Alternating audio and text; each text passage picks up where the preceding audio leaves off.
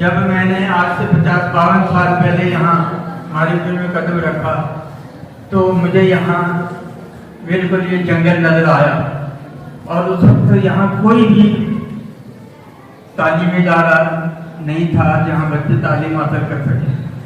मुझे बहुत अफसोस होता था कि ये गवर्नमेंट स्कूल था जिसमें ना तो पूरा स्टाफ था और तकरीबन बमुश्किल 50-60 बच्चे थे।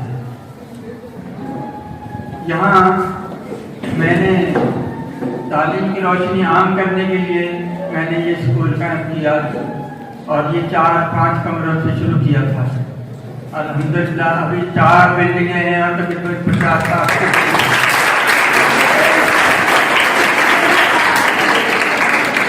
तालीम हासिल करके अभी अपनी अपनी ज़िंदगी में कामयाबियाँ हैं। कोई डॉक्टर है, कोई इंजीनियर है, कोई फौज में खिदमत अंजाम दे रहा है।